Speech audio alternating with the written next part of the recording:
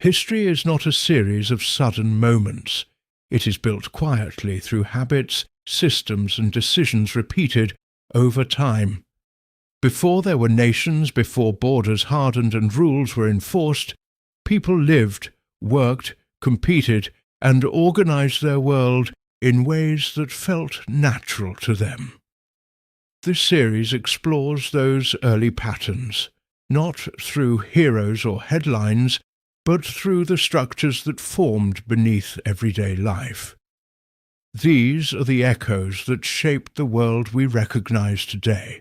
In 1864, sport was adjusting to what had happened the year before. Rules had been written, agreements had been recorded, but agreement on paper was not the same as acceptance in practice. The challenge now was not creating standards, it was applying them beyond the room where they were debated. Across Britain and Europe, clubs continued to form and dissolve. Some embraced codified rules, others resisted them.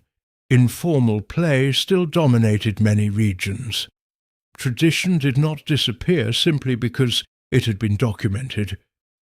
In North America, baseball was spreading rapidly, but standardization remained uneven.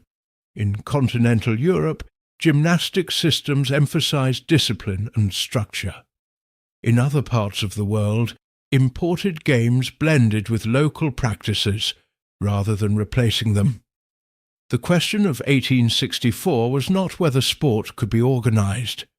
It was whether organization could spread. Even after formal rules were written, sport remained local in experience. Clubs interpreted standards differently. Matches were played with slight variations. Enforcement depended on agreement rather than authority. Officials were present in some contests, absent in others. Travel was increasing but still limited. Teams encountering unfamiliar opponents often discovered differences in interpretation. Disputes did not vanish simply because rules existed. They shifted from negotiation of what the game was to negotiation of what the rule meant. Spectators remained close to the field of play. Boundaries were informal. Separation between participants and observers was minimal.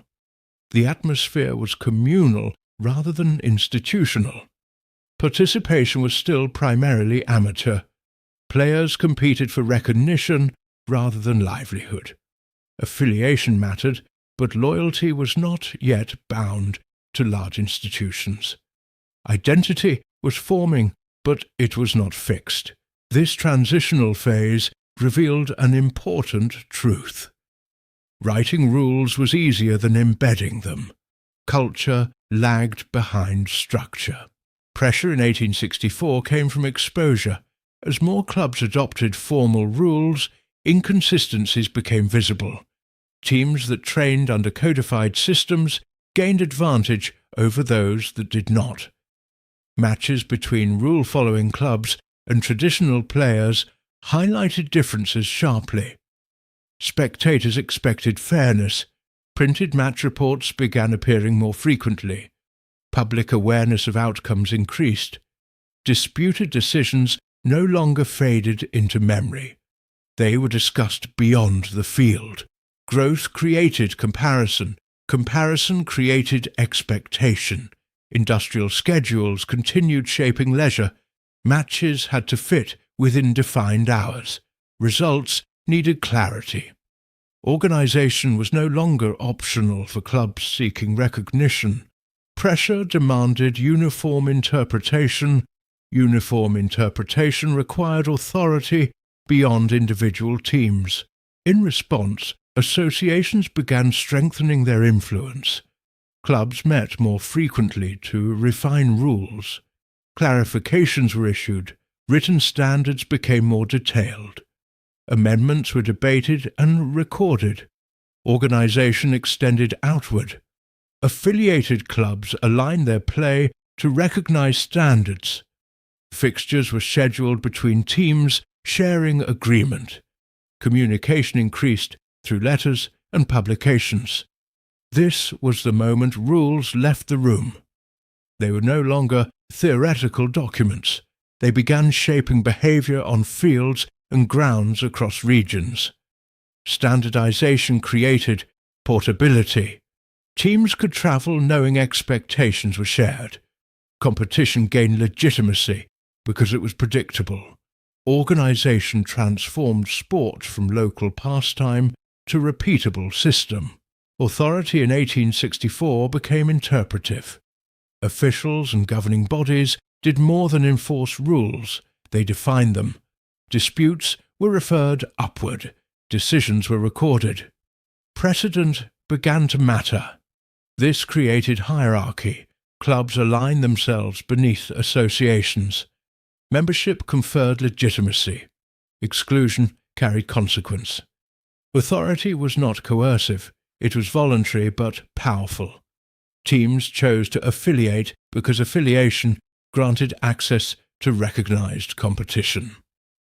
Neutral oversight became expectation.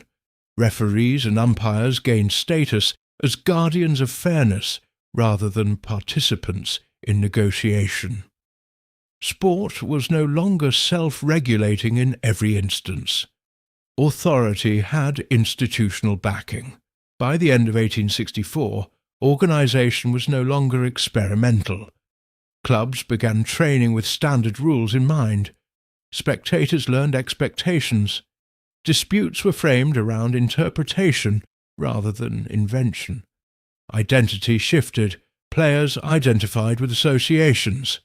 Supporters aligned with clubs that adhered to recognized systems. Loyalty became tied to structure. Standardization influenced behavior beyond competition. Equipment became more consistent. Playing spaces more defined. Conduct more regulated. Culture adapted quickly. What had seemed restrictive the year before now felt fair. Predictability reduced conflict. Authority created clarity. Young players entered sport assuming rules were fixed. The memory of variation began fading. Culture locked in not because tradition vanished, but because structure proved efficient, and efficiency spreads. The consolidation of rules in 1864 laid groundwork for expansion. Leagues would form. International competition would emerge. Professionalism would follow. All of it depended on shared standards. Without uniform interpretation, sport could not scale. This year did not introduce a new game. It ensured the game could travel. The past does not disappear when events end. It settles into routines, assumptions, and institutions. What begins as response becomes tradition. What feels temporary becomes normal. By tracing how structure forms and authority takes hold, we begin to see why later choices feel limited and why certain paths seem unavoidable. The world we recognize was not built all at once. It emerged through patterns repeated until they felt permanent. These are not just moments behind us. They are echoes that continue forward.